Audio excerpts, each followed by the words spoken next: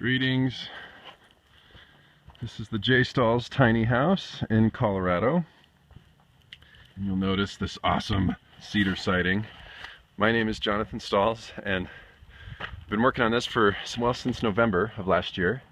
And I'm going to show you, I should have been making some of these videos earlier, but this is a couple of tips on how to avoid and or plan well when doing your if you have cedar, lap, or wood siding, and how you make those cuts around the trim of your windows to kind of have that smooth wood kind of falling behind the trim feel.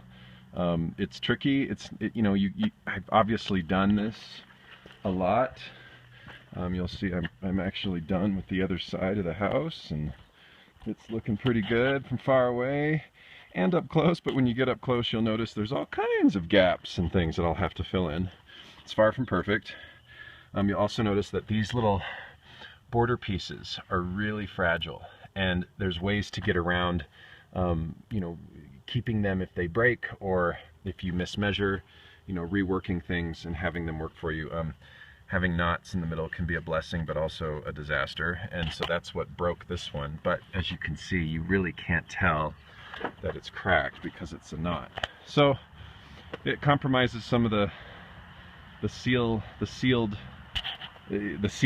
of what they're meant to be doing to protect your home from water and things like that. But at the end of the day, it's also a level of how perfect you want things to be. See, these gaps are just screaming at me, and they have been.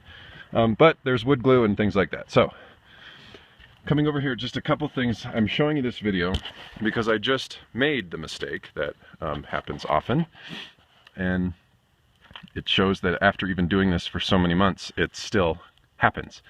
So I'm here by myself, so if you have another person with you, more than not you won't have this happen, but when you're by yourself you tend to move quickly. And so I've got this long piece here that I first measured all the way to, you'll notice the flashing up here that was already on the zip board, and that's where I've been making my cuts. So I've been deciding when to cut the siding based off of where the flashing is to, for water, if it were to get through this crack, it's going down through the flashing. And I've mixed it up as I've gone across, so there's a different pattern on either side. Anyway, so I cut that piece, and I was actually pretty close, or right on. But my measurements were not right when measuring this little cut here all the way to the door. I measured it once, I didn't measure it twice, so this is a big, make sure you're always measuring some of these really big cuts twice.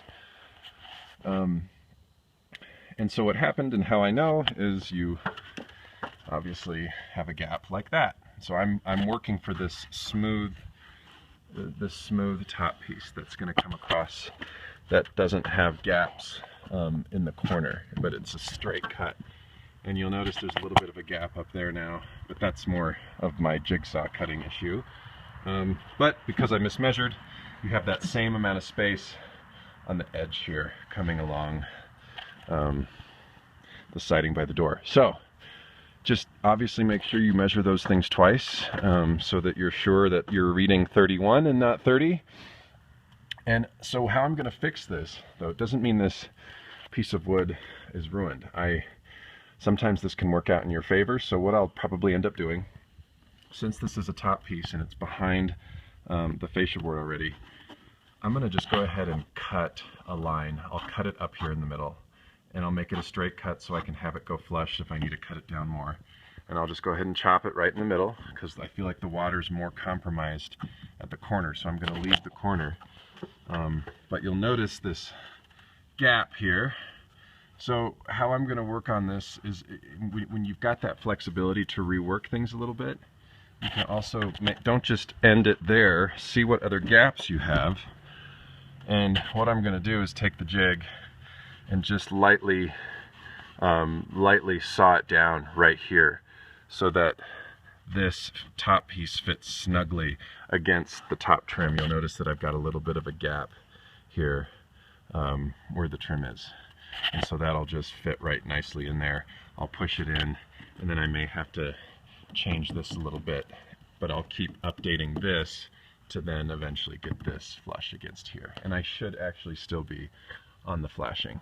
So anyway, oh, also, just as you think about doing lap siding, you might know this, but when you're doing your measurements, you want to make sure you're doing it from where the lap siding hits the top of this board.